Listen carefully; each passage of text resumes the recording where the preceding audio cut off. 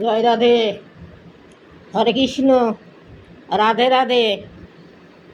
সবাই ভালো থাকো, কৃষ্ণ নাম করো, কৃষ্ণ নাম শ্রবণ করো, গোবিন্দকে ভজনা করো, গোবিন্দর কথা বলো।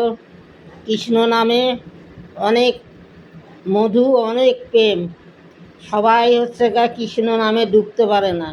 কৃষ্ণ নামে যারা ডুবেছে তারা রসে বসে তারা পরিপূর্ণ হয়ে আছে। যারা কৃষ্ণ নামে যারা ডুবেছে, কৃষ্ণ নাম স্মরণ করে যারা চলে, যারা থাকে, যারা রাধারানী, সে হলো প্রেমের শিরোমণি। রাধারানী প্রেমের শিরোমণি, ওই জন্যই শ্রীকৃষ্ণ রাধার প্রেমে ডুবেছিল।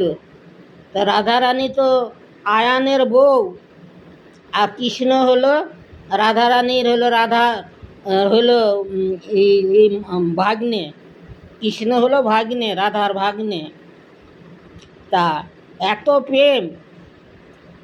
প্রেমে মামাকে ছেড়ে ভাগ্নের সঙ্গে হচ্ছে প্রেম করেছিল, তাই বলে রাধা কলঙ্কিনী। তা সে ভগবান, তারা ভগবান।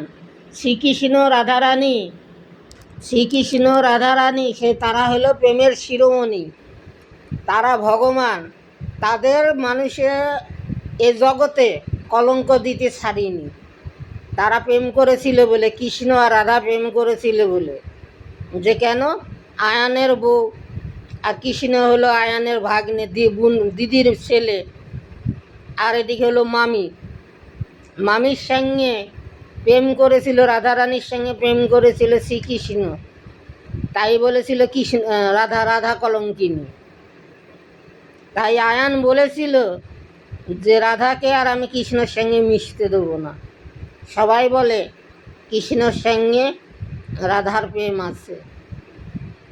আজ থেকে তুমি কৃষ্ণর সঙ্গে ঘোরা, কথা বলা, চলা, তোমার সব কৃষ্ণের সঙ্গে আজকে বন্ধ।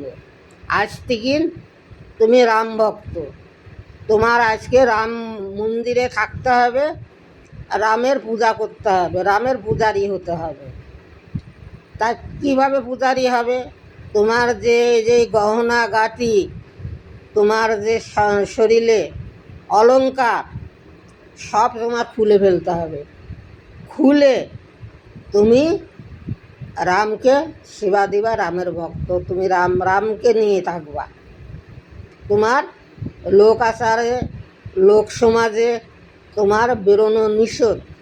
আয়ান এত কঠিন হচ্ছে সাজা দিয়েছিল রাধাকে।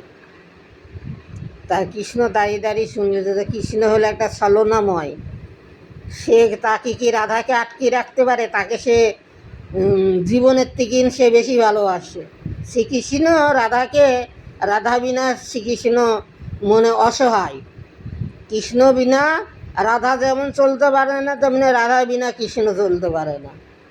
তা কত ছলনা করে, কত ছলচাতুরি করে সেই রাধাকেও তবু রাম মন্দির থেকে, রামের সামনের থেকে তবু কৃষ্ণ ছলনা করে করে রাধাকে বের করে নিয়ে যে দুজনা হচ্ছে প্রেম করেছে।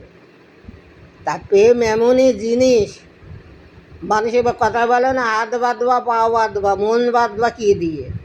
সব বাঁধা যায়। মনকে কেউ কোনো দিন আজ পর্যন্ত বাঁধতে পারেনি, আর বাঁধতে পারবেও না।